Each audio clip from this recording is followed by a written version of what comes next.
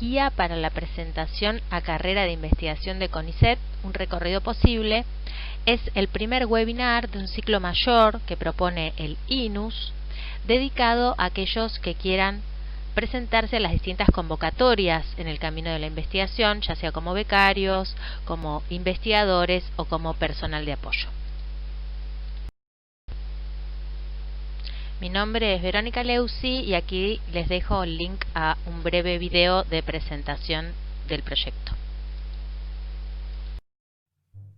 Hola, ¿qué tal? Mi nombre es Verónica Leusi, soy doctora en letras, integrante del CELEIS y del INUS y también investigadora de CONICET en la categoría de asistente.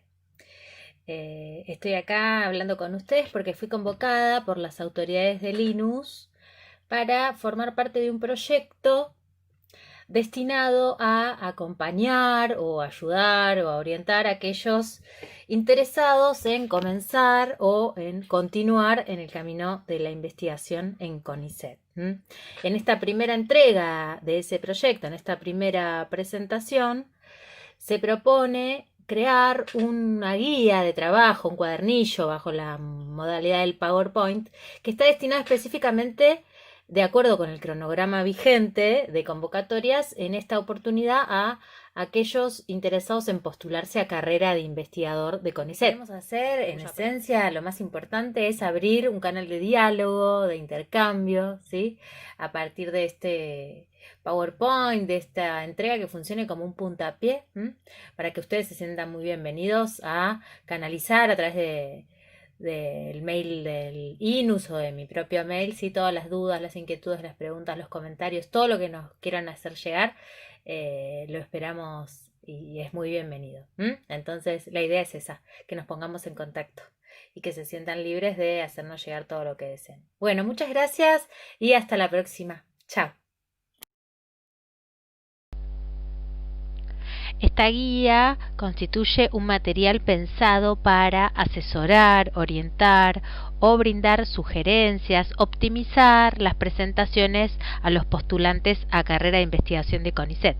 Forma parte de un proyecto mayor del INUS denominado Herramientas y Estrategias para la Investigación y está armado a partir de la información, reglamentos, normativas, instructivos, es decir, información de carácter institucional que figura en la página web del CONICET, pero anudada o entrelazada a información de otra índole, de otro talante, más informal, que extraída de mi propia experiencia, tanto como ingresante a CONICET como actual investigadora, y por toda aquella otra información que circula de manera más informal, que no está sistematizada, ¿sí? Y que pude obtener en diálogo con colegas o investigadores y que no forma parte explícita de los criterios de evaluación, pero que puede ser de utilidad para optimizar nuestra presentación.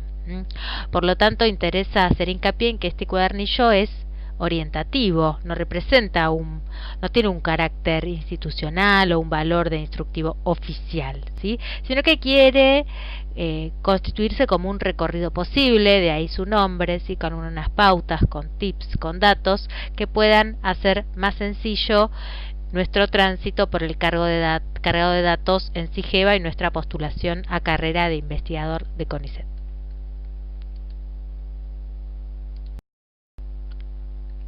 Como se señala en la página web de CONICET, como podemos suponer, este cronograma puede ser modificado de acuerdo con las medidas adoptadas en el marco de la epidemia de COVID-19 y las condiciones de trabajo del conjunto de la comunidad científica, es decir, que puede haber alguna variación tanto en la fecha de apertura como en el cierre o incluso con los resultados.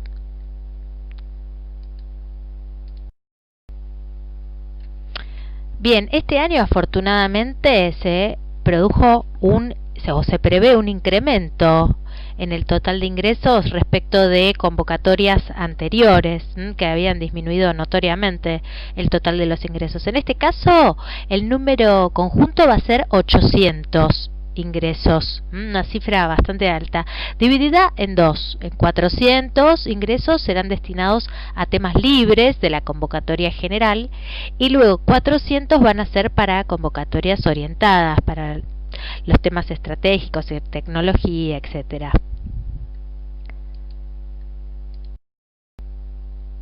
La modalidad general, en nuestro caso, con temas abiertos, abre concurso para 400 cargos, como decíamos, que serán distribuidos equitativamente entre las 4 grandes áreas del conocimiento, que son ciencias agrarias, de las ingenierías y de materiales, ciencias biológicas y de la salud, ciencias exactas y naturales, y luego la que nos incumbe más directamente a nosotros, que son ciencias sociales y humanidades.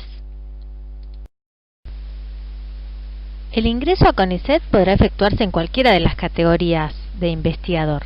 Eso dependerá de los méritos y antecedentes del postulante y de todos los requisitos que solicita CONICET. Los interesados van a tener que postularse en la convocatoria correspondiente, en la época del año en que establezca el directorio. En este caso, la que abre ahora en mayo y que nos concierne es la convocatoria periódica anual. En cuanto a la evaluación, tanto para el ingreso como para las promociones en la carrera de investigador, está fundada en la opinión de 2 jurados académicos. Por un lado, las comisiones asesoras disciplinarias y luego la Junta de Calificación y Promoción. Estos 2 órganos, estos 2 jurados serán finalmente los que recomienden o no nuestra presentación a la carrera de investigador. Estos trámites requieren la intervención de al menos un par consultor en carácter de asesor especialista, que por lo general se le pide a un jurado externo que no integre la comisión que evalúe, y usualmente lo que se hace es buscar a un especialista en el tema, en el plan de trabajo presentado. Dentro del gran área del conocimiento de ciencias sociales y humanidades se encuentran distintas comisiones asesoras disciplinarias que se enuncian en esta diapositiva. Aquí tenemos una imagen de SIGEVA. Lo que hice fue incluir en esta diapositiva y en la que sigue una captura de pantalla de mi propia presentación a CONICET del año 2017, más que nada para que vean los distintos ítems que ustedes deberán completar, ¿no? Que luego serán los que podrán visualizar cuando se abra la convocatoria, ¿sí? No pareció pertinente o necesario en esta presentación incluir demasiadas especificaciones o información muy detallada respecto al cargado de datos, pues se supone que todos los postulantes a carrera de investigador ya han transitado por el camino de las becas, de modo que ya están familiarizados con la carga de datos de SIGEVA. Por eso no se brinda más información, y sino simplemente esta visualización de los formularios a completar.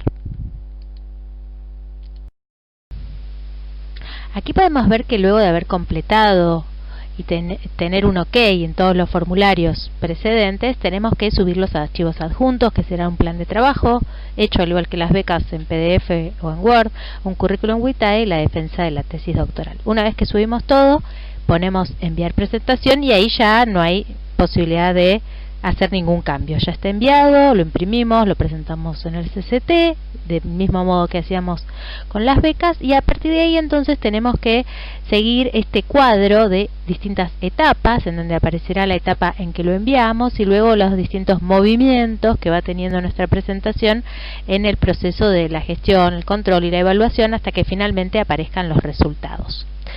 Estos resultados los podremos ver en esos dictámenes que aparecen al final, que son los dictámenes realizados por los órganos de evaluación a los que ya nos referimos: el dictamen de comisión asesora y el dictamen de la Junta de Calificación y Promoción. Estos 2 órganos serán los que recomienden o no nuestra postulación. Bueno, como ustedes seguramente saben, existen diversas categorías de investigador. La inicial sería la asistente. La principal característica es que requiere todavía, como siendo becarios doctorales y postdoctorales, de la presencia de un director y o codirector. Le sigue la categoría de investigador adjunto, luego viene independiente y después principal. En esta presentación nos vamos a centrar principalmente en la primera de las categorías, que es la de asistente, ¿sí? Los criterios de evaluación, como veremos, varían de acuerdo a la categoría a la que se aspire a ingresar, pero siempre se va a privilegiar la formación continua, ¿sí? La trayectoria ininterrumpida desde la obtención del doctorado. En la convocatoria actual, la del año 2020, se dice que continúan vigentes los criterios de evaluación de años anteriores, de modo que subimos aquí los que están colgados del año 2019, sobreentendiendo pues que siguen en vigencia. En cuanto a los criterios de evaluación específicos para ciencias sociales, extraídos del instructivo general de criterios de evaluación que veíamos antes, ¿sí? Podemos ver diferentes ítems a evaluar, que como decíamos previamente, tienen distinto valor de acuerdo a la categoría a la que se aspira, o ingresar o promocionar. Los ítems a evaluar vemos que son la producción científico y tecnológica, que en todos los casos es la que tiene un máximo puntaje de 45, ¿sí? Un máximo valor. Luego tenemos también como otro ítem importante el plan de investigación. En tercer lugar, el director y lugar de trabajo. Luego tenemos un ítem que en realidad no atañe a la categoría asistente, que es la formación de recursos humanos, becarios, investigadores y tesistas, pero sí va a tener un puntaje en las otras categorías restantes. Siguiente, tenemos participación en reuniones científicas, las becas y las instancias de investigación obtenidas, así como los postdoctorados. Luego tenemos también las tareas docentes, los cargos docentes desarrollados, y al final, con 10 puntos en las dos primeras categorías y 15 en independiente y principal, toda otra información que se considere relevante, las actividades de transferencia, los proyectos de ciencia y técnica integrados, las actividades de evaluación, los premios, las distinciones, etcétera. Podemos ver aquí, como vamos a explorar en las diapositivas que vienen, que sin duda lo que tiene mayor peso, notoriamente, es la producción científico-tecnológica, es decir, en nuestra área de ciencias sociales más que nada, todas las publicaciones, ¿sí? En revistas científicas, en libros, capítulos de libros, etcétera.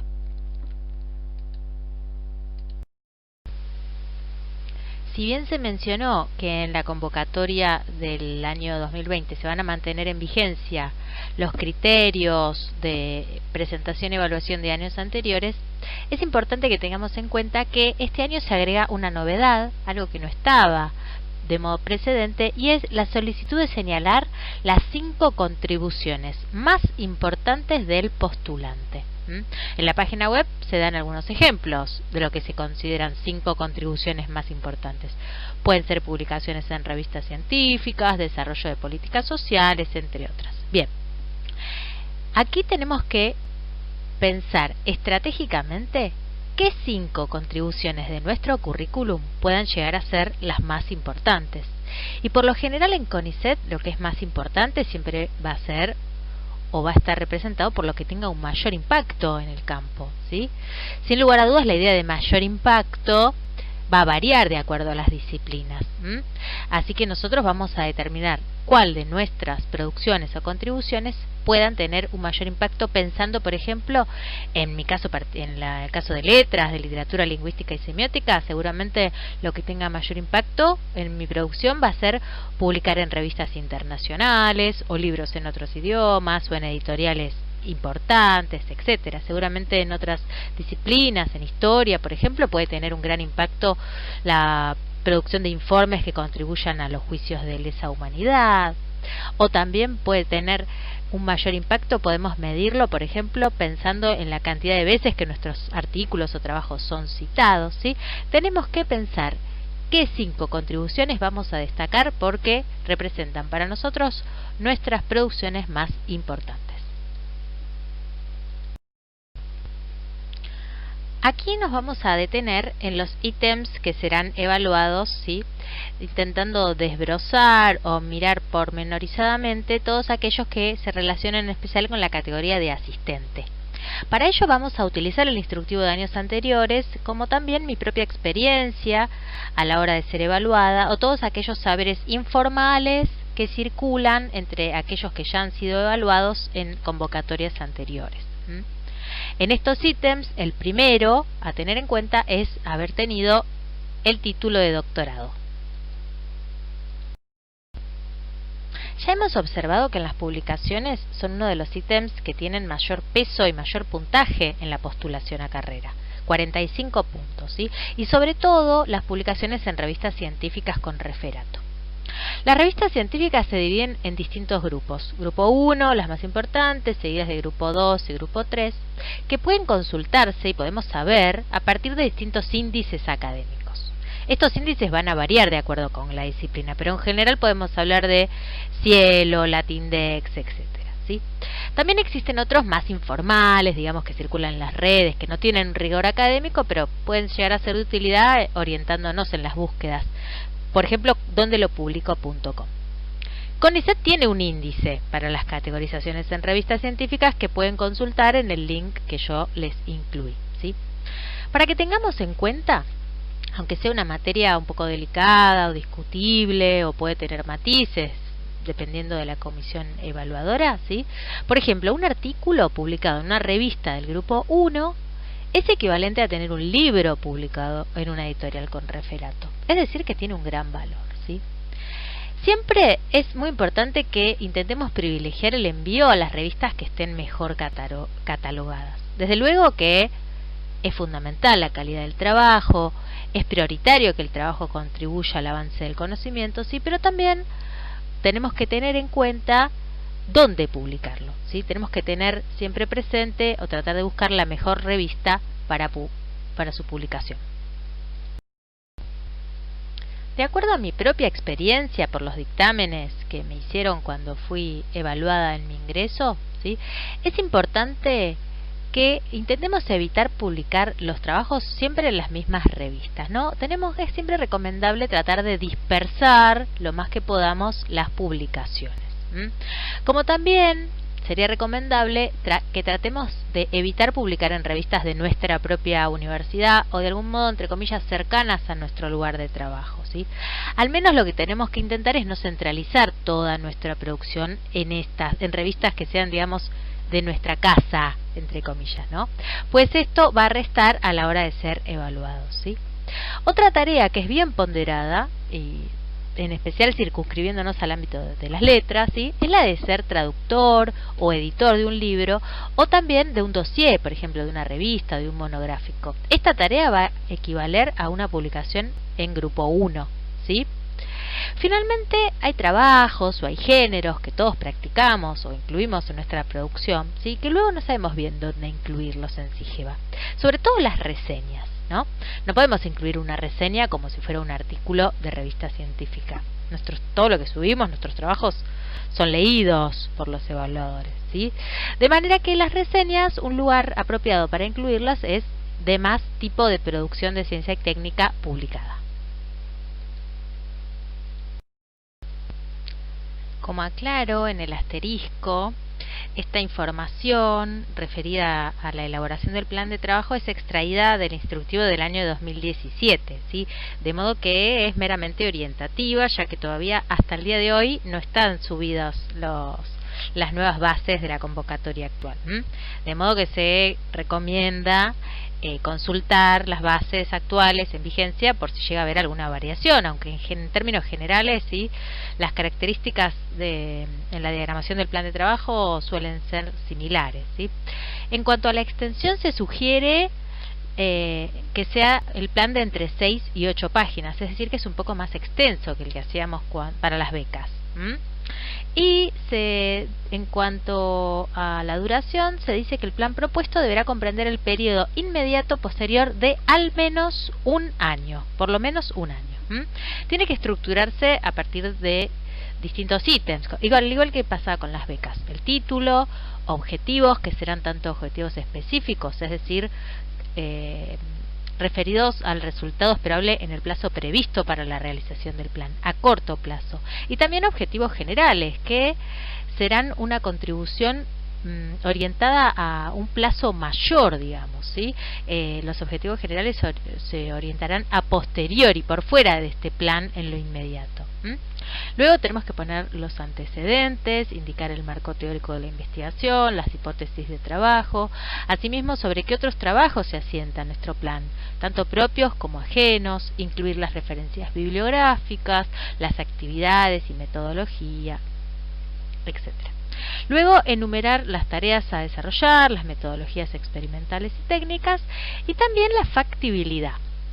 En este ítem tenemos que poner si el lugar de trabajo cuenta con la infraestructura, los servicios, el equipamiento a emplear. Aquí tenemos que detallar todos por ejemplo, los equipamientos técnicos que posea nuestro lugar de trabajo. Si tiene internet, si tiene computadora, si tiene cañón, etcétera, ¿sí? El equipamiento que podamos mencionar. Asimismo, también tenemos que poner si nuestro lugar de trabajo posee una hemeroteca, servicio de documentación, una biblioteca, todo lo que torne más factible la realización de nuestro plan. En mi caso particular, en el CELEIS, por ejemplo, yo indico también que mi lugar de trabajo realiza reuniones internacionales, como con el Congreso del CELEIS, que torna factible el intercambio con otros pares, con especialistas, ¿sí? Eso también, si fuera pertinente, se puede incluir en factibilidad. En referencia al origen de los recursos financieros, podemos poner los subsidios grupales en los que se participe, ya sean de la universidad o no.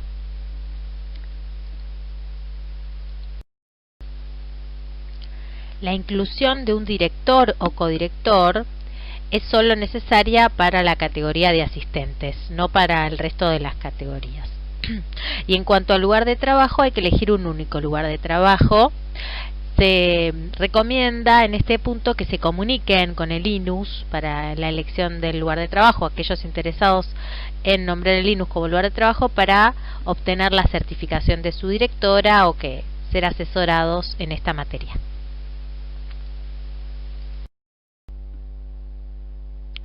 Bien, con la presentación de ponencias en congresos y jornadas, con la carga de este tipo de producción, a veces se generan algunos inconvenientes, un poco también como pasaba con las reseñas, que no se sabe bien dónde cargarlos, ¿sí? Hay que tratar de cargarlos en el lugar destinado a las actas de congresos o jornadas, ¿sí? Y sobre todo no superponer y cargarlos en ese lugar y cargarlos también como capítulos de libros o como artículos en revistas científicas. A veces se generan una zona como de indeterminación, que hay que tratar de evitar. Y sobre todo hay que analizar bien. A veces nuestros trabajos de congresos aparecen publicados en volúmenes colectivos. Hay que analizar y evaluar bien si realmente constituyen así capítulos de libros o siguen siendo trabajos en actas publicados en volúmenes colectivos.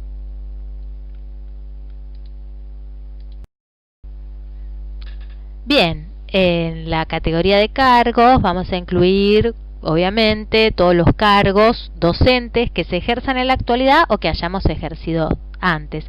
Y también hay otra pestaña denominada otros cargos, ¿sí? Y allí incluiremos todos los cargos distintos a la tarea docente. Por ejemplo, la conformación de cuerpos directivos, los cargos que tengamos o hayamos tenido en gestión, en extensión, de transferencia, etcétera. Bien, acá el encabezado nos dice, ¿no? Tenemos que incluir toda la información que consideremos relevante. La participación en proyectos de investigación acreditados, los premios, las distinciones, la labor en extensión, los idiomas, etcétera. Como ya dijimos antes, es importante subrayarlo, toda la información que nosotros tengamos en nuestra formación académica debe ser incluida, tiene que aparecer. Si no encontramos un lugar en SIGEVA, si ningún lugar se adecua para incluirla, al menos la destacamos en el currículum, que luego podemos subir adjuntos, ¿sí? Y ahí tenemos la posibilidad de poner y subrayar y destacar todo lo que no hayamos incluido en el SIGEVA, pero es muy importante no dejar nada afuera. Aquí pueden encontrar otros links de interés que los dirigen a la página de CONICET en donde pueden leer los reglamentos, los escalafones y diversas cuestiones referidas a la carrera de investigación. Para finalizar, deseo retomar eso mismo que comentaba en el video de apertura, y es que queremos establecer con ustedes un intercambio, abrir un canal de diálogo, por lo cual ustedes pueden hacernos llegar a nuestras direcciones de mail cualquier duda, inquietud, comentario que haya quedado pendiente. Muchas gracias y hasta la próxima.